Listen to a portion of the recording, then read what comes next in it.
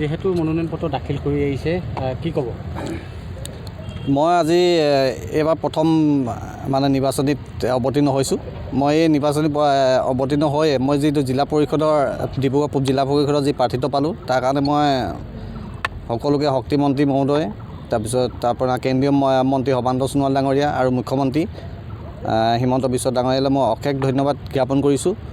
লগতে এই আজি যি মনোনয়ন পত্ৰ দাখিল কৰিলোঁ, যি প্ৰাৰ্থী হৈছোঁ, তাৰ কাৰণে মই 100% মই জয়লাভ কৰিম বুলি আশাবাদী।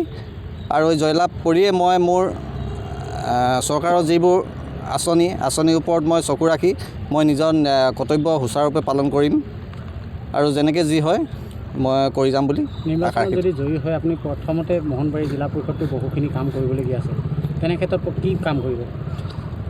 মই নিৰ্বাচনী জয়ী হৈ মোহনবাৰী জিলা পঞ্চায়তত প্ৰথমতে চাম কি কি বস্তু এতিয়ালৈকে হ'বলৈ বাকী আছে, তাৰ ওপৰত মই তদাৰক কৰিম আৰু পঞ্চায়তৰ সচিব আৰু যি আমাৰ সভাপতি বহিব তেখেতলোকৰ লগত আলোচনা কৰি মই কেনেকৈ পঞ্চায়তৰ উন্নতি হকে কাম কৰিব পাৰোঁ তাৰ ওপৰত মই সিদ্ধান্ত গ্ৰহণ কৰিম। ৰাইজৰ মাজলৈ কি আস্থা আৰু হেৰি লৈ যাব? ৰাইজৰ এতিয়া যিবোৰ আঁচনি ৰূপায়ণ হৈছে সেই আঁচনিৰ ওপৰত মই কিছুমান মানুহে ধৰক আপোনাৰ কিছুমান আঁচনিৰ পৰা বঞ্চিত হৈছে, কেনেকৈ বঞ্চিত হৈছে কি হৈছে তাৰ ওপৰত মই বিবেচনা কৰি কেলৈ পোৱা নাই তাৰ ওপৰত বিবেচনা কৰি প্ৰত্যেককে মই আঁচনি দিবলৈ সমৰ্থন হ'ম বুলি আশা ৰাখিছোঁ।